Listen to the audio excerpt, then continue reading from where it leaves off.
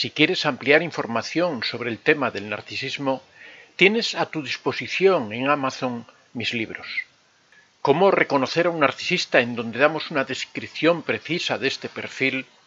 El contacto cero, que es la técnica definitiva para alejarse de un narcisista. La piedra gris, la polémica técnica para convivir con un narcisista. La madre narcisista y una explicación de las secuelas que dejan en sus hijos y que arrastran a lo largo de su vida. Y la dependencia emocional, doloroso trauma muchas veces provocado por el narcisista. Puedes encontrar todos estos libros en Amazon escribiendo en el buscador Antonio de Vicente. Todos conocéis cómo es la dinámica del narcisista. Yo en su momento lo dividí, aunque normalmente se divide en 4 fases, yo lo dividí en 5 fases. Este proceso,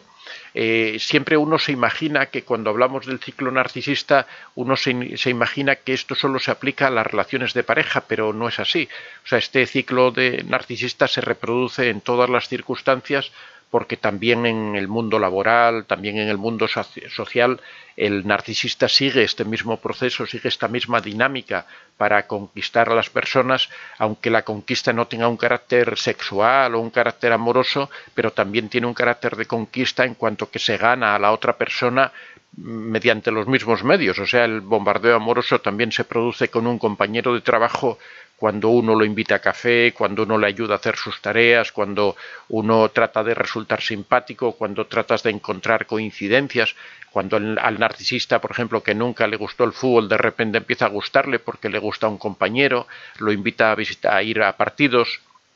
El caso es que se crea esa misma dependencia tanto o sea, la finalidad es crear esa dependencia tanto cuando se trata de una relación de pareja como cuando se trata de una relación de trabajo o una relación de amistad. En cualquier caso, el narcisista siempre sigue más o menos la misma dinámica, salvando esas diferencias que ocurren cuando, por ejemplo, se trata de un tema de trabajo, se trata de personas del mismo sexo, en donde en general no interviene el sexo, no interviene la atracción física, pero igual la persona trata de conquistar, trata de enamorar a la otra persona, hablando de una forma figurada, trata de ganarse a la otra persona haciendo más o menos las mismas tácticas y los mismos pasos.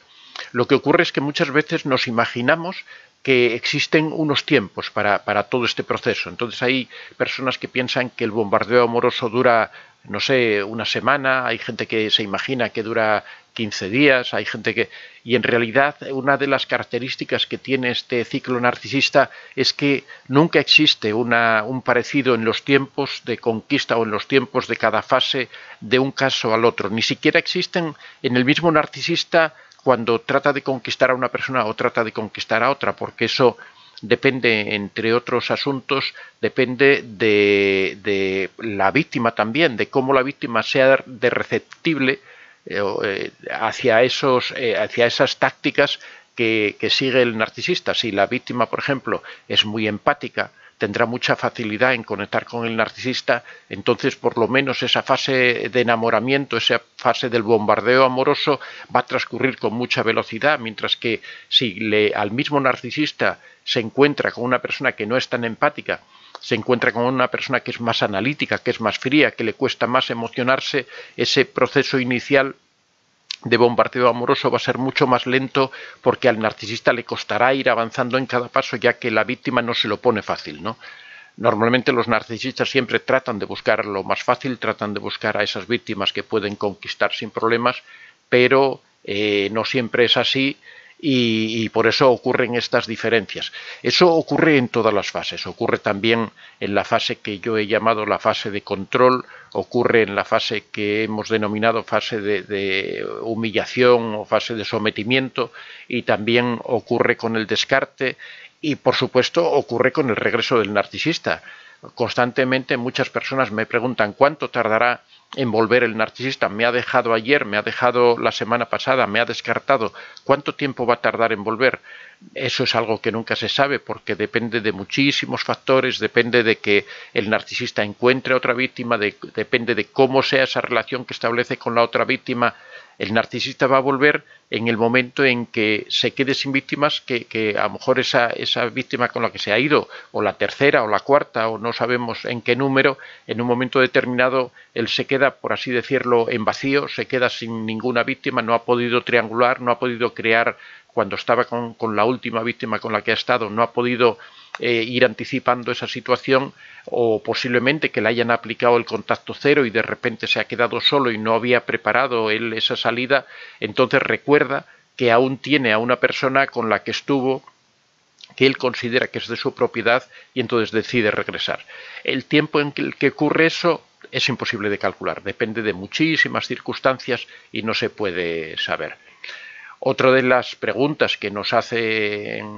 muchas personas es cuánto tiempo dura todo este ciclo narcisista. Y es otra de las cosas que tampoco se puede saber. Si no podemos saber cuánto puede durar cada uno de los pasos de este ciclo narcisista, mucho menos podemos saber cuánto dura la totalidad. Lo estamos viendo constantemente, que hay casos en los que dura 3 meses, en los que se produce un fenómeno rapidísimo en que el narcisista llega, conquista, humilla y al final descarta porque se da cuenta de que esa persona no le está suministrando el suficiente combustible que él necesita. Puede ser un narcisista ya muy crecido, muy desarrollado, que busca a víctimas que le ofrezcan mucha resistencia y sin embargo se encuentra con una persona que no le da todo eso que él espera, y el descarte se produce pues a los 3 meses. Y sin embargo hay otros casos en que vemos personas que llevan 50 años con el narcisista y ahí siguen en la misma situación, y ese descarte nunca llega a producirse, porque esa persona le está ofreciendo ese suministro constante, aparte de que influyen otros factores, como es la comodidad del narcisista, como es la posibilidad del narcisista de tener otras relaciones paralelas. Por ejemplo, cuando la pareja ofrece una cierta resistencia al narcisista, le ofrece ese combustible narcisista, pero al mismo tiempo no le pone ninguna barrera en que el narcisista tenga otras relaciones porque se las consiente, es posible que el narcisista esté cómodo en esa situación, que al mismo tiempo tenga esa víctima de la que puede estar obteniendo constantemente combustible narcisista y al mismo tiempo puede tener otras relaciones por fuera, de forma que no le convenga para nada que se produzca el descarte, con lo cual esa fase del descarte nunca llega a producirse. Y hay personas que llevan 40 años, 45 años, 50 años y al final son ellos, es la víctima la que hace el contacto cero y que se aleja del narcisista, y el narcisista ha sido incapaz de dar ese paso de producir el descarte simplemente porque él se siente cómodo, él tiene a esa víctima y tiene además todo un mundo de relaciones por fuera que nadie se las prohíbe, ¿no? Pero bueno, vamos a pasar a las diferentes fases. Como sabéis, la primera fase es la de la seducción o conquista del narcisista, que se llama normalmente del bombardeo amoroso. Y se llama del bombardeo amoroso porque en esta fase el narcisista hace un despliegue enorme de capacidad de conquista, de estrategias diferentes para enamorar y confundir a la víctima. Porque una de las cosas que pretende el narcisista, sabemos que el narcisista es una persona vacía, una persona con baja autoestima, que detrás de esa apariencia que tiene en realidad no existe nada, que no hay un fondo detrás que tú puedas abrir a esa persona, que esa persona se abra a ti y que tú descubras una complejidad enorme de aficiones, de intereses. No, el narcisista es una persona vacía que no tiene nada que ofrecer. Entonces, para confundir a la víctima, para que la víctima no indague en ese interior del narcisista y no descubra lo que hay detrás de humillaciones y de baja autoestima y de malos tratos, pues lo que hace es hacer un despliegue impresionante, como si fuera ¿cómo se llama?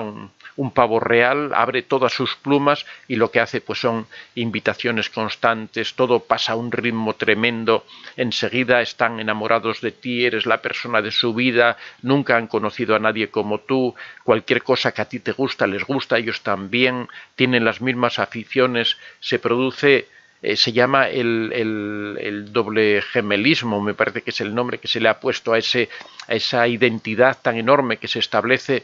hasta el punto de que la víctima se siente desbordada, se siente conquistada de una forma tan tremenda que piensa que ha encontrado a la persona de su vida, piensa que ha conocido a la persona más maravillosa que podía conocer, porque es que cualquier cosa que se le pase por la cabeza a la otra persona ya la había pensado antes y está de acuerdo y la cubre de regalos y la cubre, bueno, digo la cubre, o lo cubre también, ¿no? O no sé, cuando llega el momento, por ejemplo, de mantener relaciones sexuales, es una persona que trata de conectar sexualmente, que trata de ofrecerle todo, que se entrega, y todo eso no es más que una maniobra para conquistar a la persona sin que la persona se dé cuenta de que realmente está hablando con una especie de muñeco, no de avatar, porque realmente el narcisista es un avatar, es una imagen artificial creada que ha creado él mismo para tratar de conquistar a las personas, ¿no? Este enamoramiento puede durar no sé, 4 días, o puede durar 4 meses, o puede durar 4 años, lo que el narcisista considere que le lleva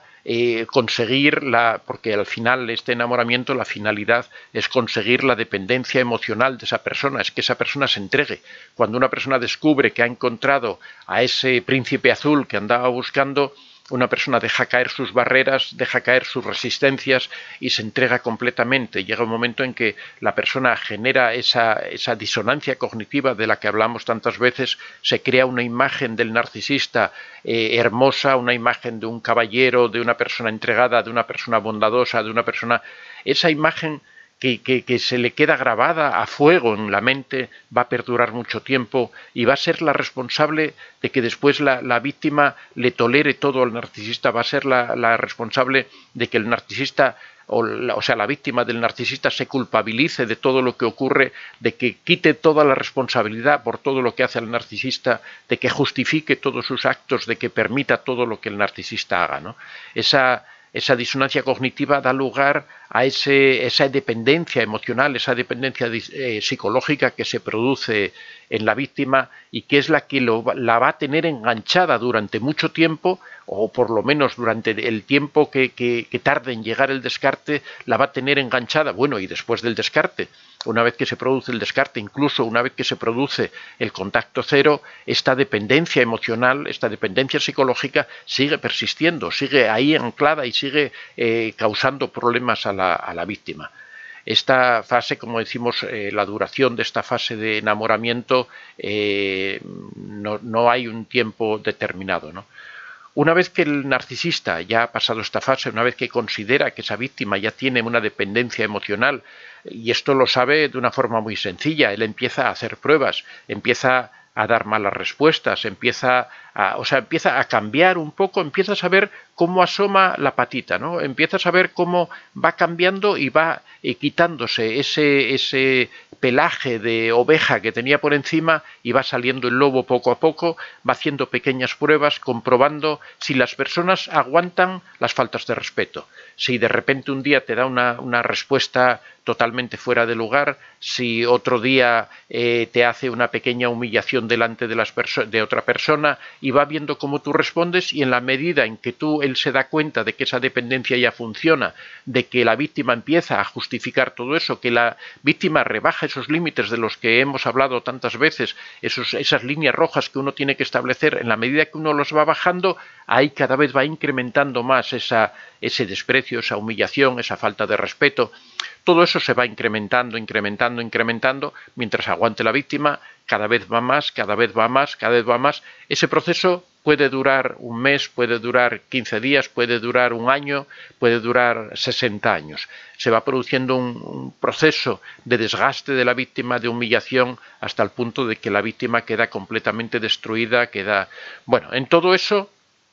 una vez que pasa esta primera fase, yo he establecido una segunda fase. Normalmente se pasa ya directamente a la fase de destrucción, de humillación de la persona. Yo he metido una fase en el medio que yo la he llamado de aislamiento, que es un proceso que hace el narcisista, que ocurre simultáneamente con este proceso de humillación, de destrucción de la autoestima de la víctima, pero que es muy concreta, que lo que trata el narcisista es de no solo de conseguir esa dependencia emocional, sino de aislar a la víctima, para que si en algún momento se da cuenta de lo que está ocurriendo, no pueda reaccionar, no tenga armas, no tenga la capacidad, aunque se dé cuenta de que está siendo maltratada, de que está sufriendo, de que el responsable de todo eso es el narcisista, pero a pesar de todo eso, que no pueda escapar. Entonces, ¿qué es lo que hace? Aislar a la víctima. ¿Cómo aísla a la víctima? Pues empieza todo un trabajo para que, por ejemplo, renuncie a su mundo laboral, para que renuncie a sus amigos, para que renuncie a su familia, para que renuncie a su vida anterior, a sus aficiones, de forma que cada vez la víctima se va quedando más aislada, no tiene a quién recurrir. Al mismo tiempo, el narcisista empieza a trabajarse, empieza a tratar de manipular a todo su entorno, apareciendo ante las otras personas, apareciendo, por ejemplo, ante la familia de su víctima, como una persona maravillosa, como una persona encantadora. Él sigue con esa especie de bombardeo amoroso, pero no ya con la víctima, ahora es con las personas del entorno. ¿Para qué? Para tener una imagen muy buena, para que todo el mundo piense que el narcisista es una persona perfecta, que todo el mundo piense lo mismo que al principio pensaba la víctima, que es un príncipe azul, que es una persona maravillosa, que solo trae bondades y ventajas para esa pobre víctima que lo va a tener que sufrir sin que nadie se entere. El objetivo de todo esto es que nadie crea a la víctima. Llegan momentos tan trágicos que cuando la víctima se encuentra en una situación tan difícil, tan complicada, va a pedir ayuda a su propia familia, a su madre, a su padre, y estos le dicen, pero qué tonterías estás diciendo, si Juan es una persona maravillosa, si Pedro es una persona estupenda, si mira los regalos que nos hace, pero si viene aquí, si es cariñosísimo, si es casi como un hijo nuestro, ni la propia familia siquiera cree a la víctima cuando la víctima cuenta todas las cosas que está pasando. Le dicen, bueno, tú eres una mentirosa, tú lo que pasa es que tienes problemas con él y quieres vengarte. Llegan a no creer a su propia hija y creer a un extraño, que es el narcisista que los ha conquistado. Esa es la fase que yo llamo de aislamiento, en la que el narcisista va dejando sola a la víctima para que la víctima, si en algún momento reacciona, si en algún momento quiere salir, si en algún momento quiere aplicar el contacto cero, que no pueda. Que no tenga recursos económicos, que no tenga recursos sociales, que no tenga un amigo con quien hablar, que no tenga una familia donde acudir, que no tenga una casa, un domicilio, un lugar al que irse si escapa de las garras del narcisista. Todo esto se produce en esa fase que yo he introducido dentro de esta dinámica y que la llamo la fase de aislamiento. A continuación vendría esta fase, o ya simultáneamente viene esta fase de la humillación, en donde el narcisista lo que pretende simplemente es desvalorizar completamente a la víctima, con la única finalidad de obtener la mayor cantidad posible de combustible narcisista, de provocar reacciones emocionales, de sentirse superior, porque lo que hay que entender es que en el fondo el narcisista, como disfruta, lo que él pretende es tener unas personas, o una persona en este caso en concreto, que esté debajo de él para él considerarse superior. ¿Y cómo se puede uno considerar superior de la mejor manera? Pues haciendo sufrir a la otra persona, tener esa capacidad de hacer sufrir. Esa capacidad no la tiene cualquiera, o sea, yo no puedo hacer sufrir al vecino de enfrente, yo no puedo hacer sufrir. Sin embargo, cuando una persona, un narcisista, hace sufrir a esa víctima que tiene, ya sea su pareja, ya sean sus hijos, si es que es una familia, ya sea su compañero de trabajo, cuando lo martiriza, cuando le cambia las tareas, cuando lo engaña para que el otro aparezca como una persona inepta. Cuando ocurre todo eso, el narcisista se siente importante. Ahí es donde el narcisista cobra todo su valor. Por eso el narcisista sigue todas estas dinámicas. La única finalidad de todo ello es obtener este combustible narcisista que lo hace sentirse superior. Una vez que entran en esta dinámica, cada vez la víctima se va deteriorando más, cada vez la autoestima es más baja, cada vez llega un momento en el que se produce lo que se conoce como indefensión psicológica o indefensión aprendida, que es algo que ya hemos hablado en otras ocasiones también, que se descubrió cuando se investigaba con perros y se comprobó que cuando un perro va recibiendo castigos y no sabe qué respuesta dar ante ese tipo de castigos, no sabe cómo evitarlos, no sabe cómo escapar de esa situación en la que se encuentra, al final el perro termina metiéndose en un rincón, quedándose quieto y no importa lo que ocurra, el perro no se mueve. Incluso si le abren la puerta de la jaula donde estaba y puede escapar de esa situación, puede librarse de esos castigos, simplemente no lo hace. Eso es lo que al final trata de conseguir el narcisista con todos sus castigos, que llegue un momento en que la víctima quede inerme, que no tenga capacidad de respuesta. Lo que ocurre es que cuando llega esta situación, esa persona empieza a dejar de suministrar combustible narcisista porque no tiene reacciones emocionales, y entonces es cuando se produce el descarte. Es cuando ya al narcisista no le interesa, porque si una persona no sufre cuando se le castiga, si una persona no responde, si una persona no se enoja, si una persona no saca su ira cuando se hacen estas humillaciones con ella, el narcisista realmente tampoco se siente importante, porque está como con un muñeco de trapo que ya no le da ningún tipo de respuesta. En esos momentos es cuando se produce el descarte, cuando el narcisista de repente ya ha ido preparando, bien por la triangulación, bien por alguna manera, ha ido preparando la salida, el alejamiento de esta víctima, y ya tiene otra pareja preparada, ya tiene todo preparado, y de repente un día el narcisista desaparece, bien sea con una disculpa porque ha habido una discusión muy fuerte y dice pues ahora me voy y se marcha, o bien simplemente desaparece y no da ningún tipo de explicación, que también ocurre esta circunstancia. Cuando el narcisista se va,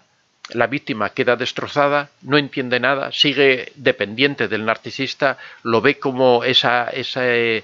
partida o ese alejamiento del narcisista, en esos casos se ve como una auténtica tragedia. La persona piensa que se le ha acabado la vida porque se ha generado esa dependencia. Esa persona ha llegado a conectar de tal forma con el narcisista, a necesitar incluso esos castigos, que los interpreta como que el narcisista está pendiente de ella, como que ella le preocupa al narcisista. Llega un momento en que hasta lo malo se ve como algo bueno, y ese es el momento más bajo de la víctima del narcisista.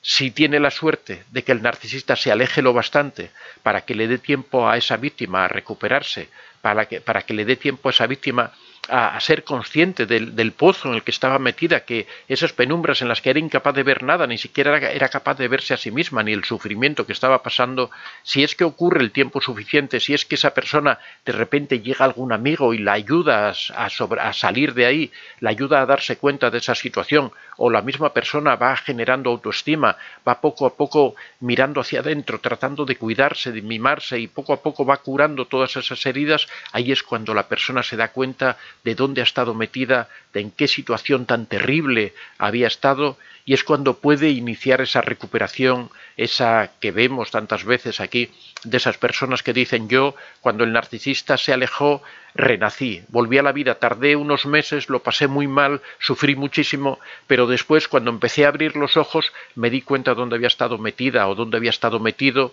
y me di cuenta que hay una vida fuera, que puedo recuperar esa vida, que puedo recuperar la alegría, puedo recuperar la felicidad.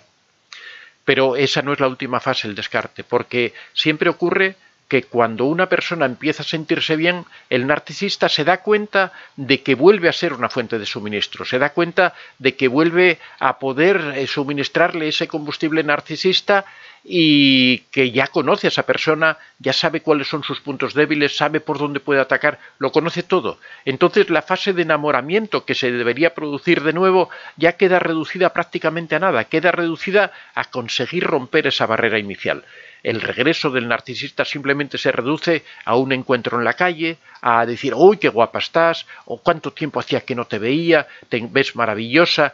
Sabe dónde tiene que tocar, sabe qué palabras tiene que decir para reenamorar a la víctima. Si la víctima no se ha fortalecido, no se ha preparado para ese reencuentro, va a volver a caer. De hecho, se sabe que después de los descartes o de aplicar el contacto cero, normalmente las víctimas recaen en varias ocasiones.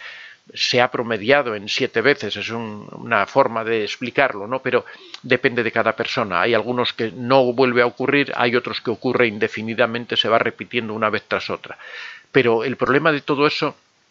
es que cuando el narcisista vuelve es mucho peor que la primera vez. Cuando el narcisista vuelve es algo terrible, porque él ya conoce todo, ya sabe cómo tener ese combustible, sabe cómo hacerte sufrir, sabe cómo humillarte, sabe qué cosas te duelen, qué cosas son las que te hacen daño, dónde tiene que pinchar para que tú grites, dónde tiene que presionar para que saltes, dónde tiene qué música tiene que tocar para que bailes. Lo sabe todo. Entonces, Cuando llega por segunda vez, entra arrasando, entra, aparte de que si has sido tú la que te has alejado de él, encima tiene ira, tiene deseos de venganza, tiene deseos de hacerte sufrir, de hacerte pagar por haberlo dejado a él, que es una persona tan importante, tan superior a ti. ¿Cómo te has permitido aplicarle el contacto cero a esta persona y ahora vuelves a sus brazos? Pues te va a hacer pagar por todo eso. Por eso siempre decimos, hay que tener mucho cuidado. Cuando se aplica el contacto cero, tiene que ser definitivo, no se puede volver atrás. Cuando se vuelve atrás, el narcisista, cuando vuelve por segunda vez, el narcisista se implica a fondo en hacer daño a la víctima. Y ya no digo nada cuando es la tercera vez o la cuarta vez, entonces, bueno, todas las víctimas lo cuentan. Cuando vuelven de nuevo es mucho peor que la primera vez. Soy Antonio de Vicente. Si te ha gustado este vídeo, puedes dar a like y si aún no estás suscrito, puedes hacerlo en la parte inferior. Si deseas hacer algún comentario o sugerir algún tema, puedes hacerlo en la casilla de los comentarios. Recuerda que este es un espacio abierto y que siempre son muy bien recibidos todas las experiencias que hayas tenido y todas las opiniones que tengas al respecto. Estaría encantado de que las compartieras con nosotros. Muchas gracias a todos y que seáis realmente muy felices.